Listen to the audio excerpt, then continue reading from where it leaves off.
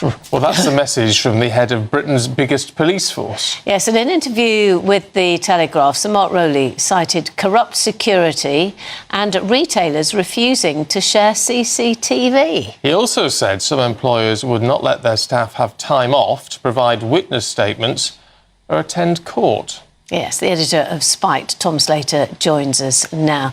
And the thing is he saying anything that people probably haven't already thought?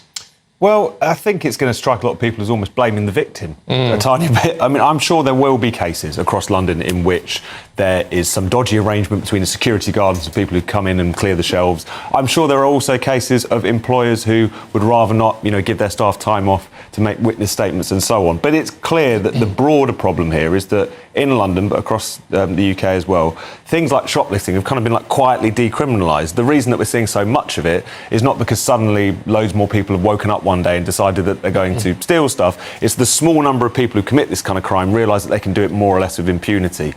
He is saying and trying to herald the fact that there has been a slight reduction in shoplifting in the capital. I believe it's down 4.4%. But at the same time, that seems like it's barely touching the size in terms of where it was beforehand. So I get what he's trying to do here, but it will look like shifting the blame around, wouldn't it? Well, it does, because the one thing he doesn't address is the policing of it all, which is what most of us would think of.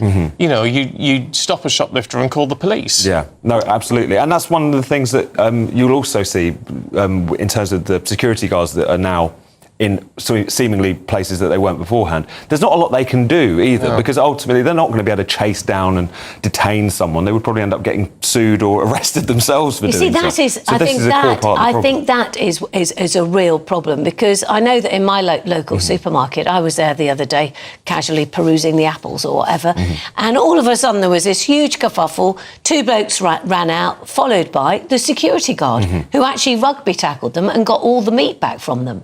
Now, that is the first time. I mean, we all stood there. I mean, we were all slightly confused, and everybody was going, what's going on, what's going on? And they went, oh, it's these two known people. Yeah. And we all applauded the security guard as he came back in. And then afterwards, I did say to somebody afterwards, I went, I hope he's OK going and doing these things, because you don't know what else is going on. And then I thought, but excuse me, but otherwise, why have you got security guards if they're not? If all they're going to do is watch as they go out? I don't.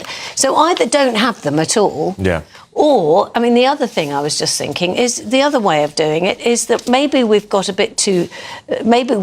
a bit more kind of careful about. I mean, it's always putting it onto the shopkeepers.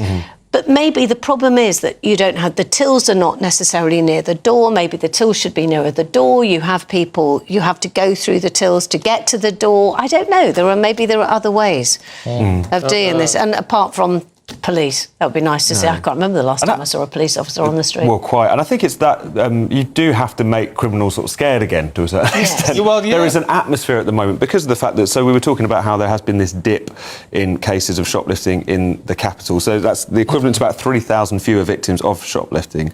But in terms of the Metropolitan Police and this particular crime, they've got the lowest detection rate in England and Wales. So it's 9% of cases in the year to June actually resulted in a charge of shoplifting. If there's only a 9% chance that if you shoplift it will result in a charge, and you're the sort of person who's given to shoplifting, you're going to do more of it. So it's clear that even if this isn't about stopping people at the time in which it happens, that there will be consequences further down the line, and that works as a disincentive. Because it's clear that there's people. It's not just something that's suddenly shifted within society.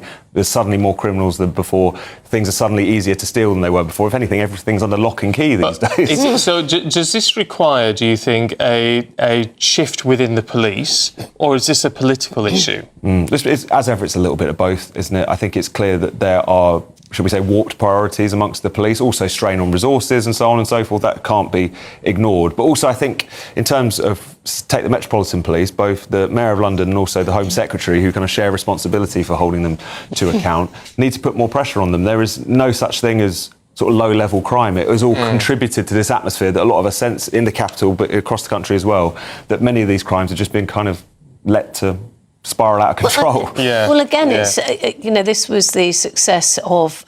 For a moment, I've forgotten the name of the MP, Robert Jenrick, I think, wasn't it, where he was standing in the tube stations, watching people who were just bashing through and saying, "Why are you doing that? Why do you think it's okay for you to do that?" And that is the point, isn't it? And unless there's also that aspect that we should challenge it a bit more ourselves. I mean. No, and I think that's a really good point, actually, because that's one thing which has allowed more of this to become a problem, whether it's people popping the turnstiles on the tube or whether it's people shoplifting, is that there's no even kind of immediate sort of social consequence or stigma that seems to be attached to it anymore.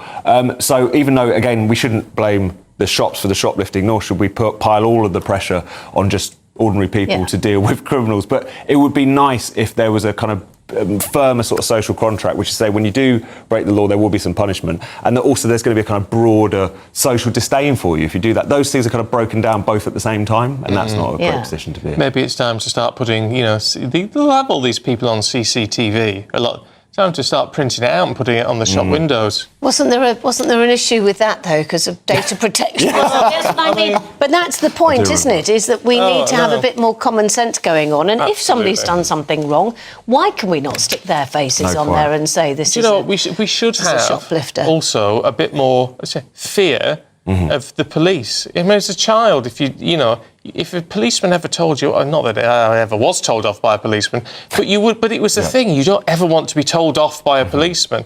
Whereas now the kids don't seem to care. No, not at all. I think, and it's also that if they're ever there to begin with. I mean, the kind of absence of the Bobby on the beat. Exactly. It's something that everyone has noticed, and it does, again, add to the sense that things are just a little bit lawless, there is no consequences. And the things that you might, especially if you think about kind of youth antisocial behaviour, the things that could be nipped in the bud by a stern word from a police officer, say, just doesn't happen anymore in the same way. Yeah, I think that's the point.